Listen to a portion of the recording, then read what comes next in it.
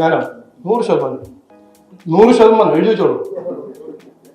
100% ഞാൻ മത്സരിക്കും. ഞാൻ കോൺസ്റ്റിറ്റ്യുവൻസി പറയാൻ വേണമെങ്കിൽ നിയമം കോൺസ്റ്റിറ്റ്യുവൻസിയിൽ ഞാൻ മത്സരിക്കും. അപ്രതീക്ഷിതമായൊരു പ്രതികരണം ആയിരുന്നു BJP സംസ്ഥാന അധ്യക്ഷൻ നടത്തിയത്. വരാൻ പോകുന്ന നിയമസഭാ തെരഞ്ഞെടുപ്പിന് മാസങ്ങൾ ശേഷിക്കെയാണ് BJPയുടെ സംസ്ഥാന അധ്യക്ഷൻ ആയിട്ടുള്ള രാജീവ് ചന്ദ്രശേഖരൻ ഇത്തരത്തിൽ ഒരു പ്രതികരണം നടത്തിയത്. താൻ നേമത്ത് മത്സരിക്കും എന്ന് വ്യക്തമാക്കിയിരിക്കുകയാണ് അദ്ദേഹം. തൃശൂർ പ്രസ് ക്ലബിൻ്റെ വോട്ട് വൈബ് പരിപാടിയിൽ ആയിരുന്നു രാജീവ് ചന്ദ്രശേഖർ ഇക്കാര്യങ്ങൾ വ്യക്തമാക്കിയത്. നിയമസഭാ തെരഞ്ഞെടുപ്പിൽ മത്സരിക്കുമോ എന്ന ചോദ്യത്തോടായിരുന്നു അദ്ദേഹത്തിൻ്റെ പ്രതികരണം. സാധാരണ നിലയിൽ നേതാക്കന്മാർ ഇത്തരത്തിൽ പ്രതികരിക്കാറില്ല എന്ന് നമുക്ക് എല്ലാവർക്കും അറിയാം. തെരഞ്ഞെടുപ്പ് അടുക്കുന്ന ഘട്ടത്തിൽ പാർട്ടിയുമായി കൂടിയാലോചിച്ച് അന്തിമ തീരുമാനമുണ്ടാകും എന്നാണ് എല്ലാവരും പറയാറുള്ളത്. എന്നാൽ രാജീവ് ചന്ദ്രശേഖരൻ അടുത്ത തെരഞ്ഞെടുപ്പിൽ താൻ ഉറപ്പായും മത്സരിക്കും എന്ന് വ്യക്തമാക്കി. അതുമാത്രവുമല്ല, ഏത് മണ്ഡലത്തിലായിരിക്കും മത്സരിക്കുന്നത് എന്നത് നിങ്ങൾക്കറിയണോ എന്ന് മാധ്യമപ്രവർത്തകരോട് അങ്ങോട്ടേക്ക് ചോദിക്കുകയും ചെയ്തു. നേമത്താണ് മത്സരിക്കുക എന്ന് പറയുകയും ചെയ്തു.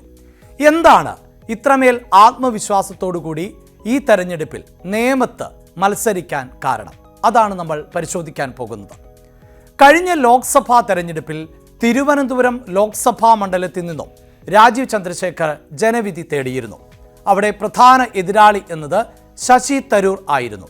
കടുത്ത പോരാട്ടം തന്നെയായിരുന്നു കഴിഞ്ഞ ലോക്സഭാ തെരഞ്ഞെടുപ്പിൽ BJPയുടെ സ്ഥാനാർത്ഥിയായിട്ടുള്ള രാജീവ് ചന്ദ്രശേഖർ കാഴ്ചവെച്ചത്. ഇത്തവണ അതുകൊണ്ട് തന്നെ മുന്നൊരുക്കവുമായി ഇറങ്ങിയാൽ നേമം മണ്ഡലത്തിൽ വിജയിക്കാം എന്നതാണ് BJPയുടെ പ്രതീക്ഷ.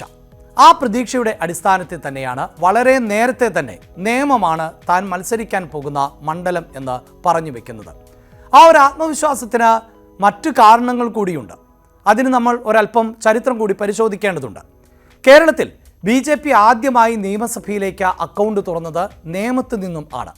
2016 സിറ്റിംഗ് MLA ആയ V ശിവൻകുട്ടിയെ പരാജയപ്പെടുത്തിക്കൊണ്ട് മുതിർന്ന BJP നേതാവ് O രാജഗോപാൽ അന്ന് ആദ്യമായി കേരള നിയമസഭയിൽ BJPക്കായി അക്കൗണ്ട് തുറന്നു. കേരള രാഷ്ട്രീയത്തിൽ എന്നും ശ്രദ്ധേയമായ ത്രികോണ മത്സരം അരങ്ങേറുന്ന നിയമസഭാ മണ്ഡലം കൂടിയാണ് നേമം. പലപ്പോഴും അവിടെ ഉയർന്നു കേൾക്കാറുള്ള പേര് O രാജഗോപാലിൻ്റേതും ആയിരുന്നു. എന്നാൽ കുറച്ചുകൂടി പിന്നോട്ട് പോയാൽ മുൻ മുഖ്യമന്ത്രിയായിരുന്ന K കരുണാകരൻ അടക്കമുള്ള പ്രമുഖർ ഇവിടെ നിന്ന് വിജയിച്ചിട്ടുണ്ട് എന്നും മനസ്സിലാക്കാം. 1957 നേമം മണ്ഡലം നിലവിൽ വന്നത്. ആദ്യമായി ഇവിടെ നിന്നും വിജയിച്ചത് CPIയുടെ സ്ഥാനാർത്ഥിയായ A സദാശിവൻ ആയിരുന്നു. 1982 തെരഞ്ഞെടുപ്പിൽ മുൻ മുഖ്യമന്ത്രി K കരുണാകരൻ ഈ മണ്ഡലത്തിൽ നിന്നും വിജയം നേടി. കരുണാകരന് ശേഷം മണ്ഡലം തുടർച്ചയായി CPIഎമ്മിന് ഒപ്പം നിന്നു. VJ തങ്കപ്പൻ 3 തവണയും വെങ്ങാനൂർ P ഭാസ്കരൻ 1 തവണയും മണ്ഡലം നിലനിർത്തി. 2001 N ശക്തനിലൂടെ മണ്ഡലം കോൺഗ്രസ് തിരിച്ചുപിടിച്ചു. തുടർന്ന് 2006 ശക്തൻ തന്നെയാണ് വിജയിച്ചത്. 2011 V ശിവൻകുട്ടിയിലൂടെയാണ് CPIM തിരികെ എത്തിയത്. അന്ന് 6415 വോട്ടുകൾക്കായിരുന്നു ശിവൻകുട്ടിയുടെ വിജയം. BJP ആകട്ടെ 43,661 വോട്ടുകൾ തെരഞ്ഞെടുപ്പിൽ നേടുകയും ചെയ്തു. 2014 ചരിത്രം കുറിച്ചുകൊണ്ടുള്ള BJPയുടെ ആ മിന്നുന്ന വിജയം. O രാജഗോപാൽ 67,813 വോട്ടുകൾ ആണ് നേടിയത്. പ്രധാന എതിരാളിയായ V ശിവൻകുട്ടി 59,142 വോട്ടുകൾ നേടി. UDFിൻ്റെ സ്ഥാനാർത്ഥിയായിട്ടുള്ള V സുരേന്ദ്രൻപിള്ളയ്ക്ക് 13,860 വോട്ടുകൾ മാത്രമാണ് ലഭിച്ചത്. 2021 തെരഞ്ഞെടുപ്പിലേക്ക് എത്തിയപ്പോൾ അന്നത്തെ BJPയുടെ സംസ്ഥാന അധ്യക്ഷൻ കുമ്മനം രാജശേഖരൻ ആണ് മാറ്റുരച്ചത് എങ്കിലും V ശിവൻകുട്ടിയിലൂടെ LDF മണ്ഡലം തിരിച്ചുപിടിച്ചു. V ശിവൻകുട്ടി LDF സ്ഥാനാർത്ഥിയായി മത്സരിച്ചപ്പോൾ 55,837 വോട്ടുകൾ നേടി.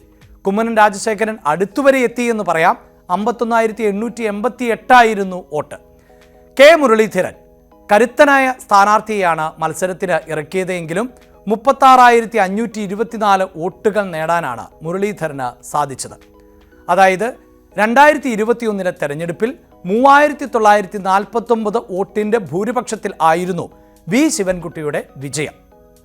കോൺഗ്രസ് നേരത്തെ സൂചിപ്പിച്ചതുപോലെ പ്രമുഖ നേതാവിനെ ഇറക്കിയിട്ടും മണ്ഡലത്തിൽ 3ാം സ്ഥാനത്തേക്ക് എത്തുകയാണ് ചെയ്തത്. ഈ ഒരു രാഷ്ട്രീയ പശ്ചാത്തലം എന്നത് BJPയെ സംബന്ധിച്ചിടത്തോളം വലിയ ആത്മവിശ്വാസം ആണ് നൽകുന്നത്. ഇന്നലകൾ പരിശോധിക്കുമ്പോൾ നേമം മണ്ഡലത്തിൽ കൃത്യമായ ഒരു വോട്ടുവിഹിതം BJPക്ക് എല്ലാ കാലവും ഉണ്ട്. തിരുവനന്തപുരം താലൂക്കിൽ ഉൾപ്പെടുന്ന തിരുവനന്തപുരം നഗരസഭയുടെ 37 മുതൽ 39 വരെയും 48 മുതൽ 58 വരെയും 61 മുതൽ 68 വരെയുമുള്ള വാർഡുകൾ ചേർന്നതാണ് ഈ നേമം എന്ന് പറയുന്ന മണ്ഡലം. ഇത്തവണ അവിടെ കോൺഗ്രസിൻ്റെ സ്ഥാനാർത്ഥി ആരാകും എന്നതിൽ വ്യക്തതയൊന്നുമില്ല. മുരളീധരന് പകരം കരുത്തുള്ള മറ്റാരെയെങ്കിലും അവിടെ മത്സരിപ്പിക്കുമോ എന്നതിലും വ്യക്തതയില്ല. എന്തു തന്നെയാണ് എങ്കിലും നേമത്ത് 3ാം സ്ഥാനത്ത് പിന്തള്ളപ്പെടുന്ന കോൺഗ്രസ് ഇത്തവണ അതിൽ നിന്ന് നില മെച്ചപ്പെടുത്താനുള്ള ശ്രമം നടത്തും. CPIM ആകട്ടെ ഒരിക്കൽ കൂടി ശിവൻകുട്ടിയെ മത്സരിപ്പിക്കുമോ എന്നതിലും വ്യക്തതയില്ല. ഒരു പക്ഷേ യുവ നേതാക്കൾക്ക് അവസരം നൽകാനുള്ള സാധ്യതയുമുണ്ട്. അങ്ങനെയാണ് എങ്കിൽ പോലും നേരത്തെ സൂചിപ്പിച്ച 4000-ൽ താഴെയുള്ള ഒരു ഭൂരിപക്ഷത്തെ മറികടക്കാൻ സാധിച്ചാൽ ഇത്തവണ വീണ്ടും BJPക്കൊപ്പം മണ്ഡലം നിൽക്കും. മാത്രവുമല്ല, സമകാലിക രാഷ്ട്രീയ സംഭവ വികാസങ്ങൾ കൂടി BJPക്ക് അനുകൂലമാകും എന്നുള്ളതാണ് അവരുടെ കണക്കുകൂട്ടൽ. അതായത് 10 വർഷമായി അധികാരത്തിൽ തുടരുന്ന പിണറായി വിജയൻ സർക്കാരിനെതിരെ വലിയ ജനവികാരം ഉണ്ട് എന്നും അത് വോട്ടായി മാറും എന്നും BJP പ്രതീക്ഷിക്കുകയാണ്. അതോടൊപ്പം തന്നെ ശബരിമല പോലെയുള്ള വിവാദങ്ങൾ അത് വലിയ തോതിൽ CPIMന് തിരിച്ചടി സൃഷ്ടിക്കും എന്നുമാണ് BJPയുടെ പ്രതീക്ഷ.